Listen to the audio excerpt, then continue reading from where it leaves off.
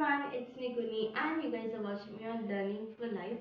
Well, आज की video में we are going to start with chapter number 4 of class 10 ICC Physics, that is chapter refraction. So आज हम part A को try करेंगे कि पूरा कवर करेंगे, right? So before starting refraction बात करेंगे, हमारी रिवीजन करेंगे 9th क्लास का टॉपिक रिफ्लेक्शन, ठीक है? तो सबसे पहले what is reflection? Reflection is the return of light in the same medium after striking a polished surface. Means कि अगर लाइट यहाँ से आ रही है और उसका पास उसी के सेम मीडियम में जहाँ से आई वहां को जाना, that is known as reflection, ठीक है? अब बात करें द लॉज की, रिफ्लेक्शन के लॉज की बात करें तो angle of incidence is equal to the angle of reflection. अब angle of incidence और reflection क्या था वो भी याद करते हैं. एक हमारा यहाँ पे बीच में बनता था नॉर्मल, तो ये था angle of incidence, ये था angle of reflection, ठीक है? तो the angle which is made between the incident ray and the normal is angle of incidence. Angle between the reflected ray and the normal is known as angle of reflection, ठीक है? तो reflection में क्या हो रहा है कि angle of incidence और एंगल ऑफ रिफ्लेक्शन सेम है, मतलब जितने एंगल से आई उतने ही एंगल में जाएगी. लेकिन एंगल ऑफ रिफ्रैक्शन में ऐसा नहीं होता है, तो वो हम बाद में बात करेंगे. अब सेकंड है इंसिडेंट रे, ये वाली, the reflected ray and normal at the point of incidence, ये है पॉइंट ऑफ इंसिडेंस. और यहाँ पे जो हमने एक नॉर्मल 90 डिग्री का लाइन ड्रॉ किया, that is called as normal. तो वो सारे एक ही प्लेन में लाई कर रहे हैं, 1 2 3 सारे एक साथ हैं एक ही प्लेन में. जबकि रिफ्रैक्शन में ऐसा होगा, सेम चीज यहाँ पे रिफ्रैक्शन में भी होगी, ठीक है? अब बात करते हैं मेन टॉपिक से, जहां से हमारा आज का टॉपिक स्टार्ट हो रहा है, that is speed of light. तो स्पीड ऑफ लाइट जो है वो मैक्सिमम है इन वैक्यूम, दैट इज 3 × 10 के बाद रेस 8 मीटर पर सेकेंड. अब जो लाइट है वो डिफरेंट मीडियम में डिफरेंट स्पीड्स के साथ ट्रैवल करती है. सबसे पहले बात करें तो फास्टेस्ट होती है एयर में, फिर वाटर में, फिर ग्लास में. वैसे ही एयर में 3 × 10⁸ मीटर पर सेकेंड, मतलब एयर और वैक्यूम की जो है दैट इज इक्वल. फिर उसके बाद बात करें वाटर की, तो वाटर इज 2.25 × 10⁸ मीटर पर सेकेंड, और ग्लास की बचती है 2, ठीक है? अब यहाँ तक ये समझ आ गया.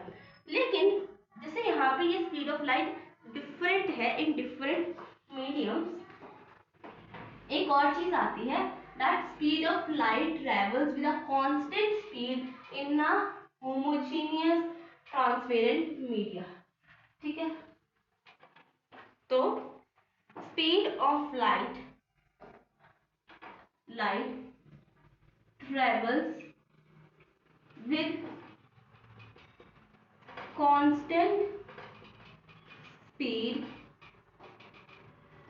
in transparent homogeneous media. तो अगर तो मीडियम ट्रांसपेरेंट है और होमोजेनियस मींस सारा सेम है आसपास का, अगर वाटर की बात हो रही है तो सारा वाटर हो तो सारा कांस्टेंट, मतलब एक ही स्पीड, एक ही पॉइंट पे, एक ही स्पीड से वो ट्रेवल करेगी लाइट, ठीक है? तो जैसे आई वैसे गई, ठीक है? That is known as light travels with same speed in a transparent homogeneous medium. अब स्पीड ऑफ लाइट जब एक मीडियम से दूसरे मीडियम जाते हैं, वन मीडियम टू अदर. अब इसमें क्या होता है, एक होता है रेयरर मीडियम, एक होता है डेंसर मीडियम. ये दो चीजें आपको याद रखनी है. अब रेयर और डेंसर आपको सिर्फ इससे याद रखना है कि जिसकी डेंसिटी से बात हो रही है. तो रेयरर की बात करें जिसकी डेंसिटी कम है, और डेंसर मतलब जिसकी डेंसिटी ज्यादा है. अगर एयर और वाटर की बात करें तो एयर की हमारी डेंसिटी कम है, तो air will be rarer, water will be denser, ठीक है? तो वो चीज है यहाँ पे, ठीक है? अब अगर तो हमारी लाइट रेयरर टू डेंसर, जा रही है, मतलब एक रेयरर मीडियम से आते हुए डेंसर में स्टार्ट हो रही है जाना। तो the speed of light decreases, मतलब अगर एयर से वाटर में जाएगी मींस रेयरर टू डेंसर जाएगी, तो स्पीड ऑफ लाइट क्या हो जाएगी, डिक्रीज हो जाएगी। वहीं उल्टा अगर डेंसर टू रेयरर जाएगी, एग्जांपल वाटर से एयर में जाएगी, तो स्पीड ऑफ लाइट जो है हमारी दैट विल इंक्रीज। ठीक है, so this is about this change in speed of light when it enters into other media from one medium। ठीक है, now अब नेक्स्ट बात की जाए, अगर स्पीड ऑफ लाइट एक मीडियम से दूसरे मीडियम में जाते हुए डिक्रीज होगी, तो हमें इससे क्या पता चला, डिक्रीज हुई है, मतलब रेयरर से डेंसर में गई है, और अगर इंक्रीज हुई है तो डेंसर से रेयरर में गई है। अब water is optically denser then air, जो वाटर है वो है डेंसर देन एयर, और जो ग्लास है वो है डेंसर देन वाटर। ठीक है, इसलिए हमें इसकी स्पीड में डिफरेंस दिखा था 3, 2.25 एंड 2। ठीक है, अब आता है रिफ्रैक्शन ऑफ लाइट पे, जहां से हमारा मेन टॉपिक शुरू होता है। ये था लाइट के बारे में कि कैसे स्पीड ऑफ लाइट पे इफेक्ट पड़ेगा from one medium to another. अब रिफ्रैक्शन टॉपिक पे आया जाता है, तो एक बात याद रखनी है कि कभी भी पूरी ना तो रिफ्लेक्शन होगी ना रिफ्रैक्शन होगी, there will be partial reflection and partial refraction. ठीक है, तो स्टार्ट करेंगे पहले तो पार्शियल रिफ्लेक्शन से। पार्शियल रिफ्लेक्शन से कंफ्यूज नहीं होना है, this is basically normal reflection, but जो हमने नॉर्मल रिफ्लेक्शन पढ़ी उसमें जितनी लाइट आई थी उतनी लाइट गई थी, बट इसमें उतना वैसे नहीं हो रहा है, जितनी आएगी उतनी नहीं जा रही है, जितनी आई उसका आधा या ऑलमोस्ट थोड़ा सा पार्ट क्या है वो जाएगा, रिफ्लेक्ट हो जाएगा, और बाकी रिफ्रैक्ट हो जाएगा, इसलिए पार्शियल कहा गया है। Simple, a ray of light when travels with a constant speed in a transparent homogeneous mixture, constant speed जा रही थी homogeneous mix में, when strikes obliquely on a surface or on the surface of other medium, जब medium change हो रहा है तो obliquely वो स्ट्राइक कर रही है, तो a part of light retrace its path into the same medium। ठीक है, तो gets reflected in the same medium, जो and that is known as partial reflection, and the rest of the part changes its speed and goes into the other medium, जो है हमारी partial refraction। ठीक है, तो अब ये तो हो गई partial reflection। अब जो बाउंड्री है हमारी, बाउंड्री पे जो दो मीडिया की बाउंड्री बनेगी वहां पे पार्शियल रिफ्लेक्शन होगी और पार्शियल रिफ्रैक्शन होगी। सिंपली अगर यहाँ पे एक ग्लास में इतना पानी है तो इसके ऊपर क्या हुआ, एयर हुई। ठीक है, अब एयर जो लाइट है वो अपने हिसाब से नॉर्मल कांस्टेंट स्पीड पे आ रही है होमोजेनियस मिक्सचर में। ठीक है, अब जैसे ही वो यहाँ पे आएगी तो यहाँ पे होगी हमारी पार्शियल रिफ्लेक्शन और फिर रिफ्रैक्शन। तो इस बाउंड्री लाइन पे जहाँ पे दो मीडियम की बाउंड्री लाइन है वहां पे हमारी पार्शियल रिफ्लेक्शन भी हो रही है, पार्शियल रिफ्रैक्शन भी हो रही है। अब बात करेंगे रिफ्रैक्शन की, जो कि हमारा मेन टॉपिक है जो हमने इस चैप्टर में पढ़ना है। रिफ्रैक्शन, रिफ्रैक्शन क्या है, this refraction is the change इन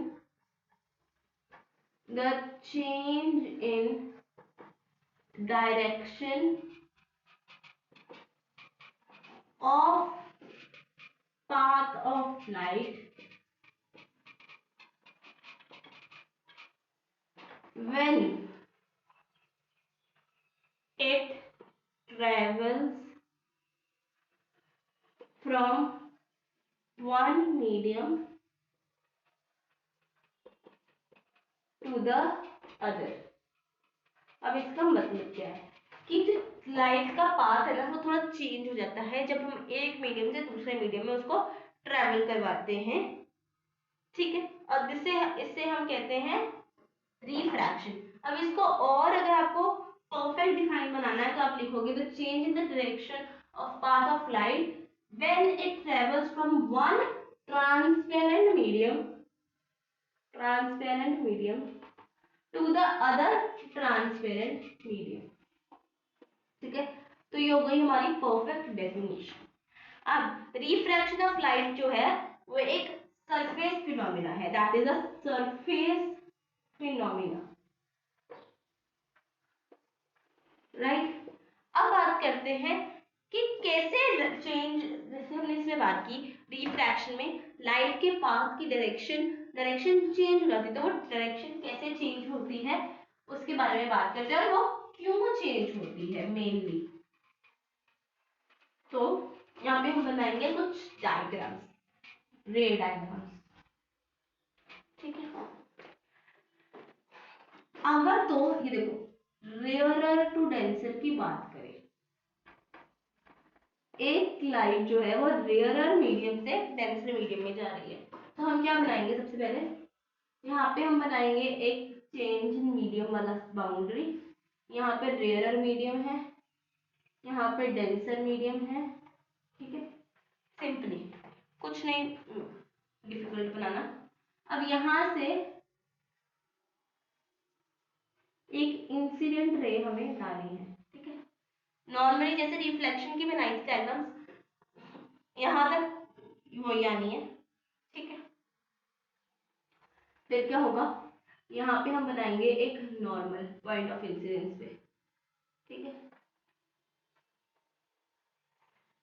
अब यहाँ पे जो पार्शियल रिफ्लेक्शन होनी है वो भी करेंगे, तो यहाँ तक तो आपकी मेन रिफ्लेक्शन वाली डायग्राम ही बनेगी। 1 2, यहाँ पे एंगल्स मार्क करेंगे, एंगल आई, एंगल आर, इसको मार्क करने की जरूरत नहीं है रिफ्लेक्शन को, ठीक है। अब हमने क्या पढ़ा था, when it travels from rarer to denser medium speed of light क्या हो जाती है, डिक्रीज हो जाती है। तो डिक्रीज होने से क्या होगा, ये जो रे है ना वो टुवर्ड्स नॉर्मल बेंड हो जाएगी, ठीक है। और अगर ना चेंज हुआ होता तो वो कैसे जाती है, वो सीधा जाती है, ठीक है। तो आपको ये ड्रॉ करना है। तो यहाँ पे ये क्या हो गया, बेंड हो गई है। अब इनको हम नाम दे देंगे इंसिडेंट रे, ये हमारी रिफ्लेक्टेड रे, और ये वाली हमारी रिफ्रैक्टेड रे, ठीक है। अब इसकी प्रॉपर्टीज हमने इस डायग्राम से क्या क्या पता लगाया। सबसे पहले तो स्पीड ऑफ लाइट, क्योंकि रेयरर टू डेंसर है तो स्पीड ऑफ लाइट जो है वो क्या हुई है, डिक्रीज हुई है। नंबर 2, जो यहाँ पे हमारी रे थी वो टुवर्ड्स नॉर्मल बेंड हो गई है, तो रे बेंड्स टुवर्ड्स नॉर्मल। और तीसरी चीज हमें क्या पता लगी है कि जो एंगल ऑफ इंसिडेंस है और एंगल ऑफ रिफ्लेक्शन है, तो एंगल ऑफ इंसिडेंस जो है वो रिफ्लेक्शन से बड़ा रहेगा जब भी हमारी रेयरर टू डेंसर आएगी। मींस यहाँ तो आप लिखो कि angle of refraction is less than the angle of incidence, या angle of incidence is more than the angle of refraction, ठीक है। तो angle of refraction is smaller than angle of incidence, ठीक है। अब दूसरी डायग्राम ये थी रेयरर टू डेंसर वाली, अब बनाएंगे डेंसर टू रेयरर वाली, ठीक है। अब क्या पता चल रहा है, सेम एक बाउंड्री लाइन बनाएंगे, ऊपर डेंसर लिखेंगे इस बारी, नीचे रेयरर लिखेंगे। ठीक है, अब एक नॉर्मल हमें बनाने की जरूरत पड़ेगी ऑब्वियसली।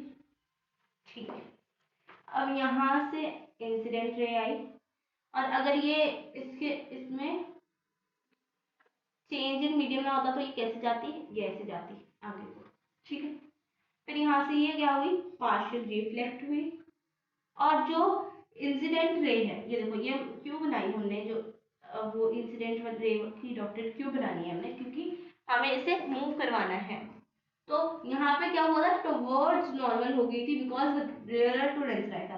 अब यहाँ पे डेंसर टू रेयर आएगा तो ये अवे फ्रॉम नॉर्मल जाएगी, मीन जहाँ पे उसको जाना चाहिए था उससे भी दूर वो जाएगी, वहां पे रिफ्लेक्ट होगी। तो this is angle of incidence, this is angle of refraction.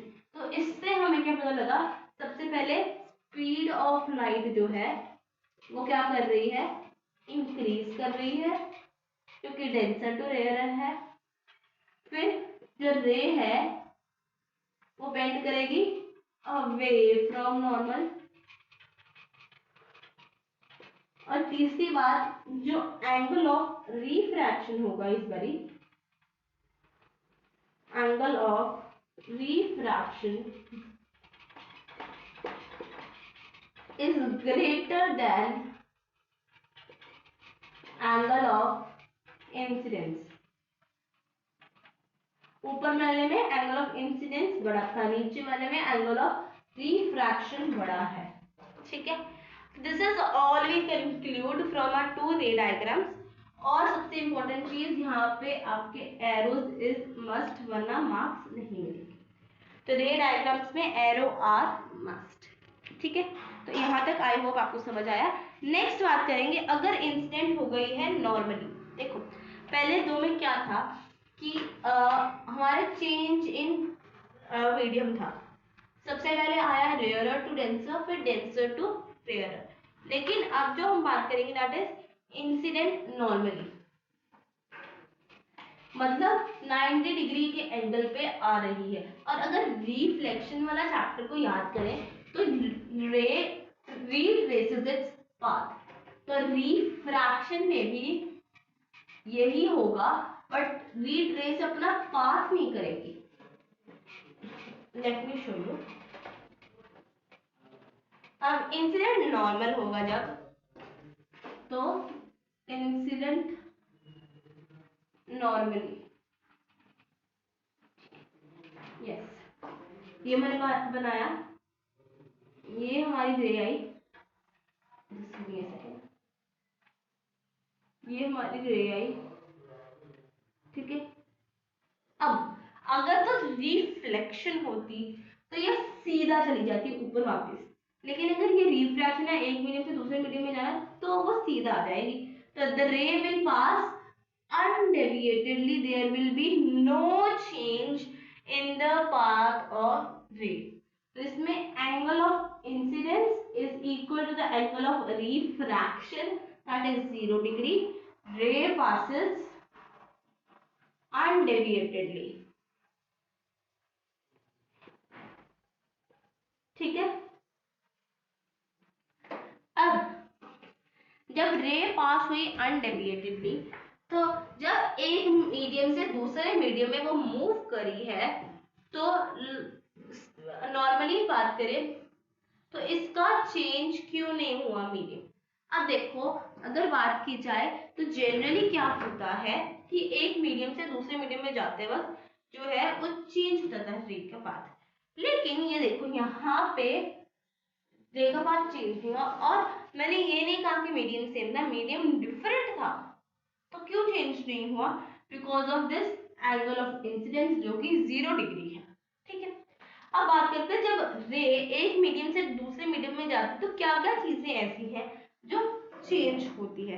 तो जो सबसे पहले स्पीड ऑफ लाइट जो है वो चेंज करती है, वी स्टडीड कि या स्लोअर हो जाएगी या फास्टर हो जाएगी। नंबर 2 इज जो वेवलेंथ है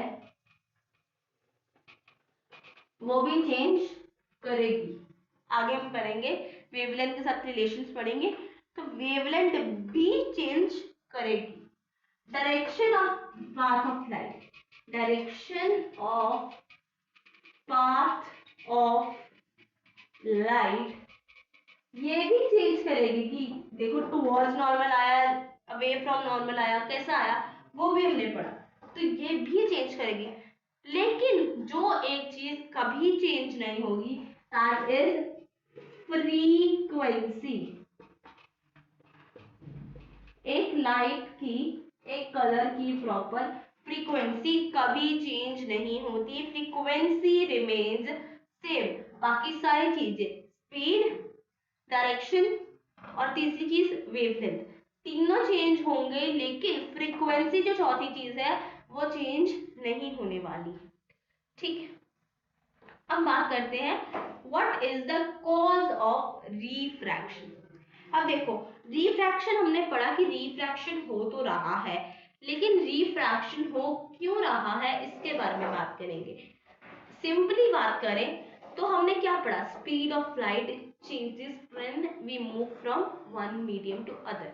रिफ्रैक्शन का मतलब क्या है, लाइट के डायरेक्शन में चेंज आना, दिस इज रिफ्रैक्शन। अब देखो तीन चीजें यहाँ पे लिखी है, speed of light and direction of path of light, ये दो चीजें जो है, this is direction of path of light का चेंज होना, उसे हम कहते हैं रिफ्रैक्शन।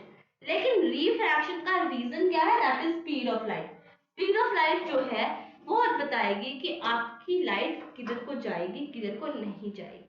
ठीक है, तो अगर तो हम डेंसर टू रेयरर मूव कर रहे हैं, डेंसर टू रेयरर अगर हम मूव कर रहे हैं तो हमारी जो स्पीड ऑफ लाइट है वो इंक्रीज हो जाती है, और क्योंकि स्पीड ऑफ लाइट इंक्रीज हो जाती है, जो हमारी रिफ्रैक्शन है उसमें जो रे है वो अवे फ्रॉम नॉर्मल चली जाती है। अब दूसरी बात ऐसे कि वहां पे करें तो जब हम रेयरर टू डेंसर में जाते हैं तो हमारी जो स्पीड ऑफ लाइट है दैट डिक्रीजेस, और क्योंकि स्पीड ऑफ लाइट डिक्रीज हो रही है यहाँ पे हमारी, that is the main reason कि यहाँ पे रिफ्रैक्शन में हमारी जो रे है वो बेंड टूवर्ड्स नॉर्मल हो रही है, नॉर्मल के पास जा रही है। ठीक है, अब बात करते हैं हमारे नेक्स्ट टॉपिक की, that is when does a रे पास अनडेविएटेडली। ये वाला केस, तो रे पास अनडेविएटेडली कब कब करेगी, एक तो अगर तो उसका नॉर्मल पे इंसिडेंट कर रही है, एंगल ऑफ इंसिडेंस क्या है हमारा 0 डिग्री है। दूसरी बात आ जाती है कि अगर speed of light does not change. ठीक है, तो कई बार ऐसे भी होता है कि डिफरेंट मीडियम में स्पीड ऑफ लाइट जो है वो सेम होती है। ठीक है, तो अगर हम if speed of light does not change while moving from one medium to other, तो अगर तो स्पीड ऑफ लाइट एक मीडियम से दूसरे मीडियम जाने में चेंज नहीं हो रही है तो हमारी जो रे है वो अनडेविएटेडली पास कर जाएगी। क्या तीसरा रीजन है वो हम आगे पढ़ेंगे, दैट इज आगे जब हम एक पार्ट करेंगे रिफ्रैक्टिव इंडेक्स वाला, वहां पे वो रीजन काम आएगा। द रीजन क्या है, if the refractive index of both medium is same, तो हमारी जो रे है वो अनडेविएटेडली पास कर जाएगी। ठीक है, यहाँ तक अगर तो क्लियर हो गया तो आगे का chapter is very easy on the tips. ठीक है, अब जब रे नॉर्मली पास करती है, वो वाला फिर से टॉपिक बात करने वाले, जब एंगल ऑफ इंसिडेंस 0 होता है तो ऐसा क्या होता है कि जो हमारी रे है वो अनडेविएटेडली पास हो जाती है। क्या उसकी स्पीड ऑफ लाइट में चेंज नहीं आता, चेंज आता है क्योंकि मीडियम अलग हो रहे हैं। तो ऐसा क्या होता है कि वो अनडेविएटेडली पास कर जाती है। तो जब रे नॉर्मली आती है तो वो अनडेविएटेडली पास करती है, लेकिन इसका ये मतलब नहीं है कि उसकी स्पीड है जो वह चेंज नहीं हो रही है। स्पीड चेंज होती है but the direction of light change नहीं होती है। हमने क्या पढ़ा था, जो डायरेक्शन है वो स्पीड पे डिपेंड करती है बेसिकली नॉर्मली, बट जब ये वाला केस आता है तो ये डायरेक्शन कहती है नहीं मेरे को अब तेरी नहीं सुननी, मेरे को अपने आप की सुननी है। इसलिए डायरेक्शन चेंज नहीं होती, स्पीड ऑफ लाइट चेंजेस वहां पे भी। ठीक है, अब बात करते हैं नेक्स्ट टॉपिक की, that is laws of refraction. पहले हमने पढ़े थे लॉज ऑफ रिफ्लेक्शन, अब पढ़ेंगे लॉज ऑफ रिफ्रैक्शन।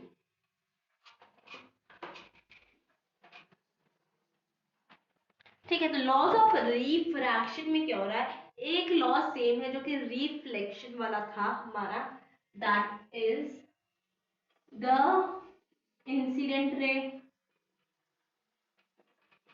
बस यहाँ पे रिफ्लेक्टेड रे की जगह रिफ्रैक्टेड रे आना है, रिफ्रैक्टेड रे and normal at the point of incidence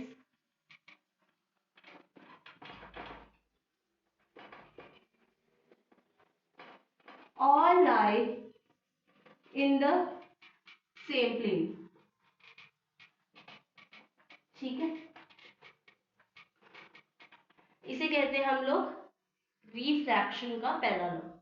दूसरा लॉ है द रेशियो ऑफ, ये बहुत इंपॉर्टेंट लॉ है, the ratio of sine of angle of incidence to the sine of angle of refraction is constant. ठीक है, और इस वाले लॉ को, ये वाला जो सेकंड वाला लॉ है, इसे हम स्नेल्स लॉ भी कहते हैं, स्नेल्स लॉ। ठीक है, so this is the laws of refraction. अब बात करते हैं दैट इज, इसकी अगर हम मैथमेटिकली लिखे तो sine i by sine r is equal to constant, और ये है हमारा स्नेल्स लॉ। और जो कांस्टेंट है, कांस्टेंट यहाँ पे हम यूज करते हैं ये वाला, ठीक है, म्यू है, इसे हम कहते हैं म्यू, और यहाँ पे 1 2 लिखा होता है, और 1 2 भी डिपेंड करता है, देखो म्यू, ये जो ये वाला है ना, ये जो साइन है इसे हम कहते हैं रिफ्रैक्टिव इंडेक्स। तो ठीक है, तो इसे कहा जाता है refractive index of medium two with respect to medium 1। मतलब इस साइड में जो मीडियम लिखा होगा उसके रिस्पेक्ट, उसका in the respect of this side पे जो लिखा होगा, अगर मैं यहाँ पे इसके साथ लिख दूं G और W, तो यहाँ पे मैं बोलूंगी refractive index of water with respect to glass. लेकिन अगर इसमें मैं यहाँ पे G कर दूं और यहाँ पे वाटर लिख दूं, तो मैं बोलूंगी refractive index of glass with respect to water. ठीक है, सो इसे कहते हैं, और ये जो साइन है दैट इज ये वाला सिंबल है, इसे हम कहते हैं म्यू, MEW, म्यू। ठीक है, और ये जो रिफ्रैक्टिव इंडेक्स का यूनिट की बात करें तो there has no units, because ये एक रेशियो है, तो नो यूनिट्स, क्योंकि रेशियो है तो यूनिट्स होंगे भी तो कट जाएंगे अपने आप में। अब रिफ्रैक्टिव इंडेक्स की अगर डिफाइन भी आ जाए तो आप क्या लिखोगे, refractive index is the ratio of sine of angle of incidence to the sine of angle of refraction. ठीक है, अब इसको क्या करेंगे, इसको डिटेल्ड बनाने के लिए और क्या लिख सकते हैं हम लोग, तो इसका पूरा नाम लो, the refractive index of medium 2 with respect to medium 1 is equal to the angle sine of angle of incidence in medium 1 to the sine of angle of refraction in the medium 2। ठीक है, अब effect of on speed, frequency and wavelength due to refraction of light. अब यही तीन चीजें हमने पीछे भी पढ़ी हैं। मैंने जब बताया था कि क्या क्या चीज चेंज होती है, क्या क्या चीज चेंज नहीं होती, ठीक है। तो दिस इज अ क्विक रिकैप्चुलेशन। तो इफेक्ट ऑन तीन चीजें, सबसे पहले स्पीड, फिर फ्रीक्वेंसी और फिर वेवलेंथ, ठीक है। अब बात करते हैं ये है क्या है स्पीड। तो स्पीड तो हम पहले पढ़ चुके हैं कि अगर रे डेंसर टू रेयर जाएगी तो speed increases, rare to denser जाएगी तो स्पीड डिक्रीजेस। तो ये तो हमें कर चुके हैं हम लोग। अब नेक्स्ट इज फ्रीक्वेंसी। तो हमें पीछे क्या पढ़ा, frequency remains same in respective of the medium, इसलिए ये चेंज नहीं होगी, तो रिमेन्स सेम। जो यहाँ पे हमें नई बात करनी है that is wavelength. Wavelength change होती है, लेकिन कब इंक्रीज होती है और कब डिक्रीज होती है। सबसे पहले वेवलेंथ का सिंबल ये है, जैसे इसे कहते हैं हम लैम्डा, ठीक है। तो wavelength is also known as lambda, ठीक है, और ये इसका सिंबल है। अब वेवलेंथ चेंजेस ऑन रिफ्रैक्शन, हमें ये पता है। Speed of light, frequency and wavelength, ये तीनों चीजें स्पीड, लाइट, फ्रीक्वेंसी और वेवलेंथ जो है वो इंटर रिलेटेड है। एक इनका फॉर्मूला रहेगा that is v is equal to f lambda, that is speed of light is equal to frequency into lambda। अब यहाँ पे क्या हो रहा है कि अगर हमने लैम्डा की निकालनी है तो हम क्या कर देंगे, फिर v अपॉन f कर देंगे, ये लैम्डा बन गया हमारा, that is wavelength बन गई हमारी। अब when light passes from rarer to denser medium the wavelength decreases, क्योंकि स्पीड ऑफ लाइट डिक्रीज हो रही है। सिंपली देखो, फ्रीक्वेंसी तो चेंज होनी नहीं है, तो फ्रीक्वेंसी छोड़ दो। अब आपको ऊपर वाला ये जो मिला फॉर्मूला कि lambda is directly proportional to the speed of light, तो स्पीड जब बढ़ेगी तो हमारी वेवलेंथ भी बढ़ जाएगी, स्पीड कम होगी तो वेवलेंथ भी कम हो जाएगी। स्पीड कब बढ़ती है, जब rarer to denser to rarer में जाता है, तो वेवलेंथ कब बनेगी, जब डेंसर टू रेयरर में जाएंगे। अब स्पीड कब डिक्रीज होती है, रेयरर टू डेंसर में आते हो, वेवलेंथ कब डिक्रीज होगी, जब आप रेयरर टू डेंसर में जाओगे। अब इन शॉर्ट बात करें कि अभी तक हमने जो भी पढ़ा है अबाउट रे के बारे में, स्पीड, वेवलेंथ, फ्रीक्वेंसी, तो वो एक बार रिकैप लेते हैं, इन शॉर्ट लेते हैं। सबसे पहले अगर तो हम बात कर रहे हैं डेंसर टू रेयरर की, इन दोनों के बारे में मैं इन शॉर्ट देने वाली हूँ, तो रेयरर टू डेंसर की, ठीक है। ये दो इंपॉर्टेंट चीजें हैं, ठीक है। सबसे पहले डेंसर टू रेयरर करेंगे तो स्पीड ऑफ लाइट जो है यहाँ पे हमारी वो क्या होगी, हमारी इंक्रीज होगी, ठीक है। स्पीड ऑफ लाइट इंक्रीज हो जाएगी तो रे जो है बेंड करेगी अवे फ्रॉम नॉर्मल, ठीक है। रे will bend away from normal. अब जब अवे फ्रॉम नॉर्मल बेंड की स्पीड ऑफ लाइट इंक्रीज करने से हमें क्या मतलब कि वेवलेंथ भी जो है यहाँ पे हमारी वो होगी इंक्रीज। और लास्ट बात करें frequency की, the frequency will remain same. अब रेयर टू डेंसर का इन शॉर्ट ले तो स्पीड ऑफ लाइट यहाँ पे क्या होगी, डिक्रीज होगी, जो रे है वो बेंड करेगी टुवर्ड्स नॉर्मल, जो वेवलेंथ है क्योंकि स्पीड ऑफ लाइट डिक्रीज है तो वेवलेंथ भी डिक्रीज हो जाएगी, और जो फ्रीक्वेंसी है दैट विल रिमेन सेम। तो ये है हमारा इन शॉर्ट, अभी तक हमने क्या पढ़ा, that all in one place, refractive index को छोड़ के।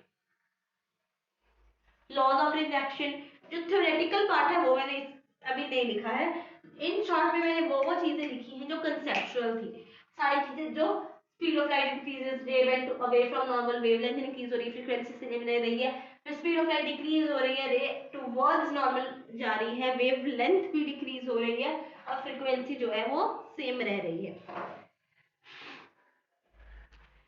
अब हमने एक और लाइन पढ़ी थी कि speed of light in different medium is different, ठीक है। अब relationship between refractive index and speed of light के बारे में बात करेंगे हम in our very next video. Next video में we will be completing a part of the chapter, and उसमें हम क्या करने वाले हैं, we are going to relationship between the refractive index and speed of light, what is absolute refractive index, फिर उसके बाद what we mean by few statements, उसकी प्रैक्टिस करेंगे कि कैसे एग्जाम्स में क्वेश्चंस आते हैं।